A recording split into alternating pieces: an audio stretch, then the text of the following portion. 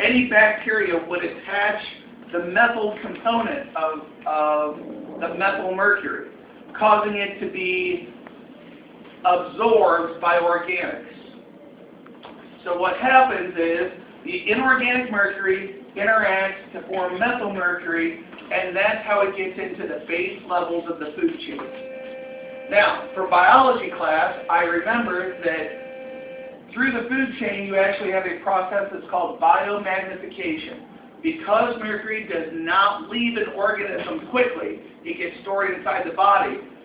As we go up the food chain, the amount of mercury increases because the top level consumers are eating large doses of the small amounts of mercury. Does this make sense so far? Yeah. Okay. Now, in talking about this, since humans and top level consumers are the largest concern for high doses of mercury, we need to be thinking about the route that mercury would get to us, and primarily it would be through fish. Fish is one of my most favorite foods, and I think that this is an interesting thing that while fish can be good for you with omega-3s and things like that, it can also be, in some cases, a very bad thing. Especially with the increase of the Oriental cultures, Asian cultures into America, sushi is becoming a major concern for mercury poisoning. I just had some sushi yesterday. Sushi is good. Sushi is not going away. So this is one thing that we need to concern ourselves with as to how can we make sure that we can still have our sushi and stay safe. Okay? There are a number of effects of mercury toxicity. One of those, the most important, would obviously be death. Mercury poisoning can kill you. Okay? But if it does not kill you, the other things that it can actually cause would be kidney damage, heart damage, immune system damage, and brain damage. And talking about brain damage, one of the interesting tie-ins that I found during my research on mercury poisoning is about the Mad Hatter. Lewis Carroll created the book Alice in Wonderland back in 1865, and he used the Mad Hatter as a character. The phrase Mad as a Hatter did not actually come from Lewis Carroll. It actually came from a local phrase that was commonly being used in the 1800s.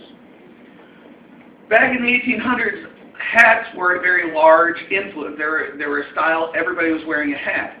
And to create hats, they were not manufactured in a plant like today. They were actually made and cared for by people that were called hatters. Hatters used mercury, a form of mercury, to cure the felt on the hats and to clean the hats. Well, as the hatters were working with mercury, they got it into their blood system, and at first they started to have something called the Hatter shakes, which was an indication that they were getting mercury poisoning. This was an immune system, this was a neurotoxin response. They were shaking because they could no longer control their body, and their nerves and brain were not functioning properly. Advanced cases of this caused them to hallucinate and become psychotic, which is called the Mad Hatter syndrome. Another reason that I chose mercury poisoning is because you all know that my wife is pregnant, and one of the most dangerous parts of mercury poisoning is that it can affect unborn children way quicker than it can affect adults. This is because mercury in a woman's body can immediately transport itself into a fetus. While a human body, an adult-sized body, has already developed, a fetus is in the stages of development. Any of the effects of mercury poisoning on the kidneys, heart, or brain systems can be intensified on a fetus. Some of the effects that you can actually see from mercury poisoning tests from mother to child would be mental retardation, ataxia, which is actually the inability to control your muscles. So the nerves and the muscles are not speaking to each other properly. Seizures, vision problems, hearing loss, delayed development, attention deficit disorder, deficits in fine motor function, visual spatial disabilities, and memory problems. Like I said, we've already talked about the neurotoxicity in adults, but the difference between the toxicity in children and the toxicity in adults is that if the parents are giving the same size dose to their child, because the child is smaller, the effects are greater. Does that make sense to everybody? Yes, question? Spasticity. Spasticity Yeah. is kind of like ataxia, the inability Like to, spasms, kind of? yes, spasms, almost seizures like. Okay? So what can be done to actually prevent this? Well, the U.S. government in the last 15 to 20 years have taken it upon themselves to try and create fish advisories to make the public aware that certain foods could be hazardous to their health in large amounts.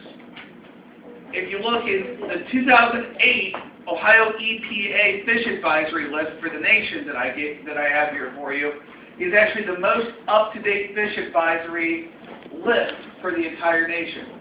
And you can see that a large majority of the high numbers of fish advisories occur in the Midwest area, with Minnesota being the largest. If we go back to the actual atmospheric mercury map, you can see that the two are very similar to each other. So the places where mercury is being found in the atmosphere are also, it's a highly good indicator that the mercury will also be found in the waterways and the fish advisories as well. I have 3 recommendations for you as far as what to do for mercury, to prevent mercury poisoning and still get to eat fish. Recommendation number 1, you should not eat these 4 fish, period. I recommend not eating shark, swordfish, tilefish, or mackerel. I've had 3 of these fish. They're actually very good. I'm sorry that I feel sad that I'm not going to be able to eat them anymore. But the levels of mercury in their bodies are way higher than any other fish. These are top-level predatory fish, and because of that, their mercury levels are way higher than any other fish. On the order of 3 times higher than tuna. And as you saw in the Today Show video, the tuna was the one that was causing the largest concern. Shark and swordfish are 3 times higher. Okay? Because of this, the FDA has actually placed a warning that they put inside of restaurants and grocery stores to make sure that you are considering the amount of mercury that you might be eating. This is a picture of inside of a food market. The sign is actually hanging up right next to the options to buy those fish. Okay, my recommendation number 2 is that if you choose to buy any of these fish, make sure you limit the amount of fish that you intake. This is the same thing that they recommended on the Today Show video. Do not eat